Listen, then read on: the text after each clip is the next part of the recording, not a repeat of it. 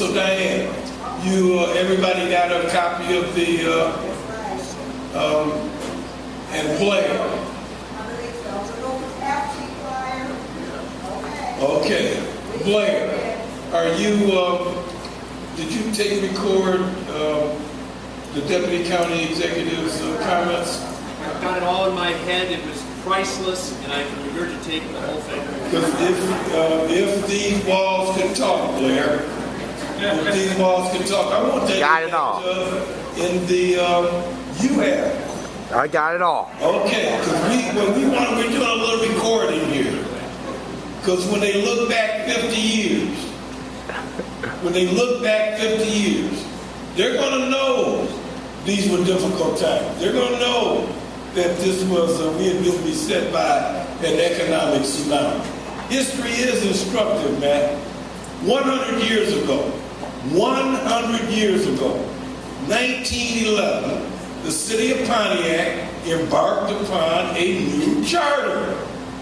They had just rewritten their charter, but they were broke. Checks to the city employees were bouncing. Bills were going unpaid. They were broke 100 years ago. But they survived. They did some diversification. They went from buggies to automobiles. They didn't cry. They found a way. And we too, when they look back 50 years from now, they're going to say, we too, when the walls speak to them here to Crowfoot. Because the Crowfoot will still be here, Blair will still be here, he might be on a...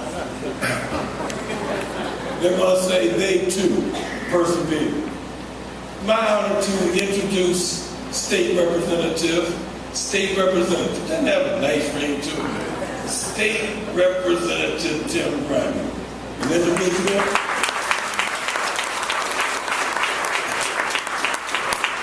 An individual who served with distinction on the Oakland County Board of Commissioners, represented one of the more eclectic districts on the Oakland County Board of Commissioners. I would dare say Rochester, Pontiac, Auburn Hills. I think that qualifies as eclectic.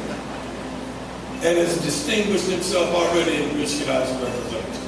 And he's just at the beginning. Without further ado, Representative Brown.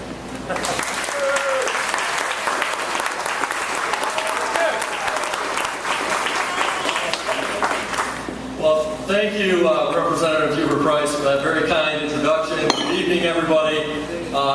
It's true, Matt, that it's been a few weeks since I've been to church, but I want everyone here at least to know that I have not gone totally without religion. I traded up churches 2 Sundays ago by attending President Jones Church, Welcome Missionary Baptist Church, and it was really an honor to be back there.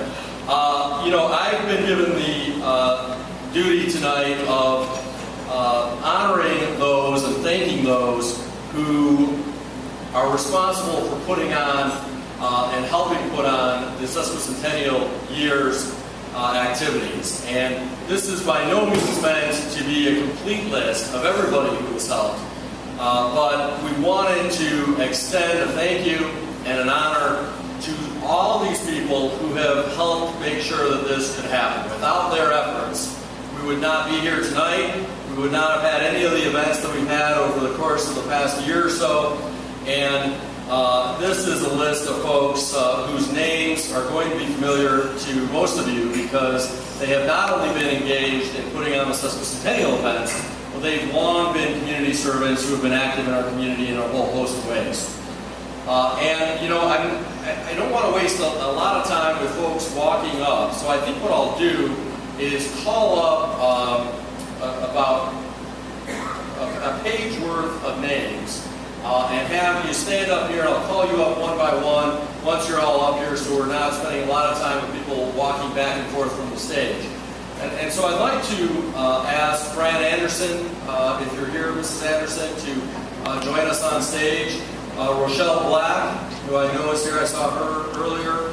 Ron Borngesser, Professor Brieger, I know you're here somewhere, of course, right out here on stage already.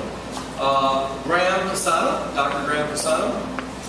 John Quahassi, Jim Cunningham, and Jim's award is going to be accepted by his son Greg. Rick David, Dawn Reed Demrose, Dr. Pat Dolly. Dr. Dolly, are you here? I haven't seen you somewhere. Also, Bob Donahue, who I know is here somewhere. As well as the Reverend Dr. Elizabeth Downs.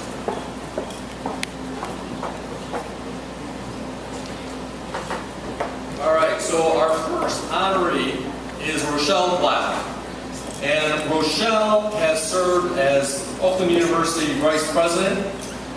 She served on the Symposia Committee and also served as the Oakland University representative with the Sesquicentennial Commission, making sure that we had arranged physical space for events along with financial support. And like so many people who are going to be honored here tonight, she gave not just an enormous amount of her personal time to this endeavor, but also was very helpful in securing funds to put on events.